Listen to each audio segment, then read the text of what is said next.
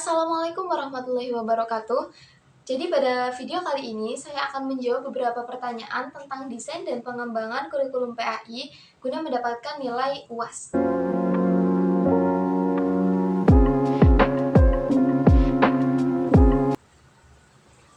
Sebagai seorang guru yang ingin mengembangkan desain kurikulum PAI dengan pendekatan saintifik, langkah-langkah yang dapat diambil adalah sebagai berikut.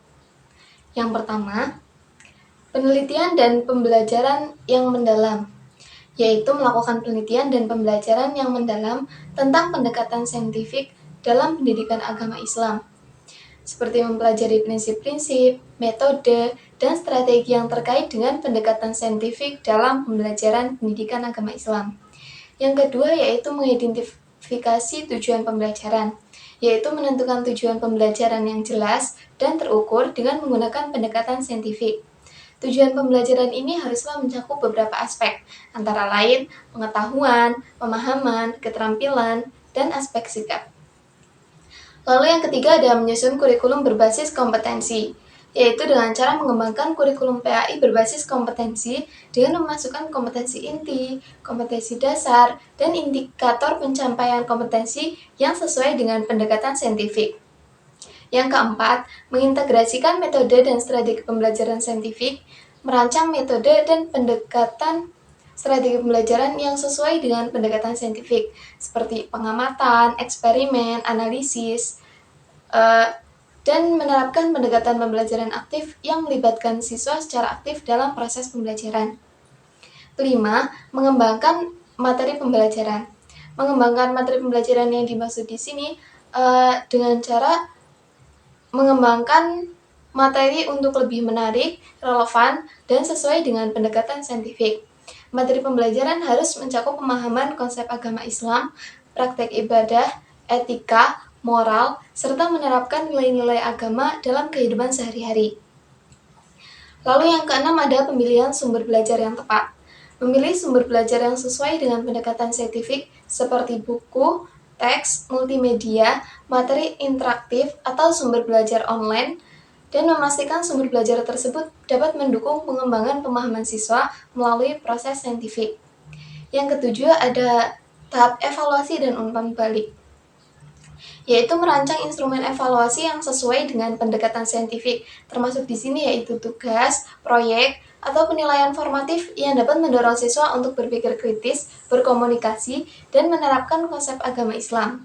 Memberikan umpan balik yang konstruktif untuk membantu siswa meningkatkan pemahaman dan keterampilan mereka. Yang kedelapan atau yang terakhir, yaitu refleksi dan perbaikan kontinu. Melakukan refleksi secara terus-menerus tentang efektivitas kurikulum PAI dengan pendekatan saintifik yang telah diterapkan, yang harus melibatkan siswa, sesama guru, dan pemangku kepentingan lainnya dalam proses evaluasi dan perbaikan kontinu kurikulum ini.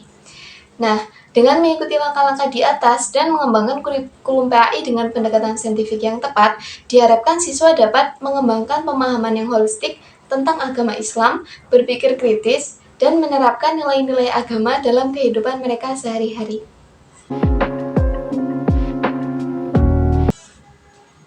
Perbedaan mendasar desain kurikulum PAI di sekolah dan desain kurikulum PAI di madrasah, yaitu yang pertama ada pada fokus dan pendekatannya. Kurikulum PAI di sekolah umumnya menggunakan pendekatan yang inklusif, yang mana mata pelajaran PAI ini dijadikan sebagai mata pelajaran yang ada pada kurikulum nasional. Fokusnya ini lebih pada pemahaman umum tentang agama Islam dan nilai-nilai moral. Sedangkan kurikulum PAI di madrasah memiliki pendekatan yang lebih khusus dan mendalam terhadap Islam. Fokusnya ini lebih pada pemahaman agama Islam secara menyeluruh, termasuk ajaran-ajaran agama, studi Al-Quran, hadis, tafsir, dan ilmu agama lainnya.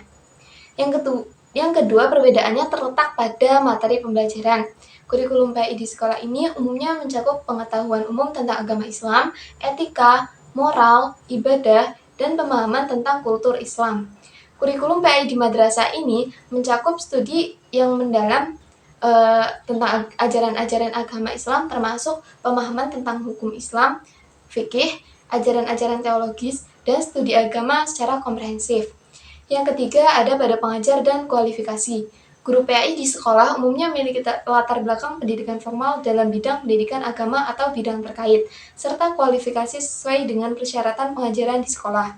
Sedangkan guru PAI di madrasah biasanya memiliki latar belakang pendidikan agama yang lebih mendalam dan mungkin memiliki kualifikasi yang lebih spesifik dalam bidang ilmu agama Islam.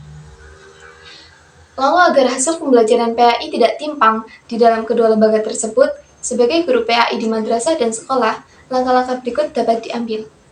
Yang pertama, penyesuaian terhadap materi pembelajaran. Sama pentingnya untuk memastikan bahwa materi pembelajaran PAI sesuai dengan tingkat lembaga. Ini dapat mencakup menyesuaikan pendekatan, konten, dan metode pengajaran agar sesuai dengan kurikulum yang diterapkan di masing-masing lembaga. Kedua, kolaborasi dan pertukaran pengalaman. Guru PAI dapat melibatkan diri dalam forum atau pertemuan antara guru-guru PAI dari sekolah dan madrasah. Ini dapat menjadi kesempatan bagi guru untuk berbagi pengalaman, metode pengajaran terbaik, dan saling mendukung dalam pengembangan materi dan strategi pembelajaran. Untuk mengajarkan moderasi beragama di sekolah, seorang guru dapat mengambil langkah-langkah berikut dengan mengacu pada teori moral Thomas Dicona.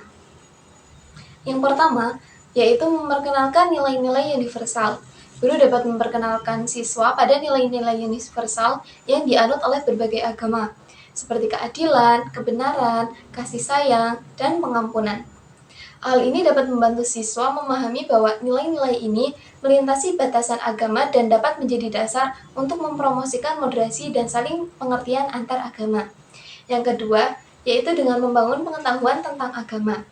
Guru di sini perlu memberikan pengetahuan yang komprehensif tentang berbagai agama, termasuk sejarah, ajaran, praktik, dan keyakinan masing-masing agama. Hal ini dapat membantu siswa memahami keragaman agama secara objektif dan mengurangi stereotip dan prasangka negatif. Ketiga, mendorong pemahaman yang mendalam.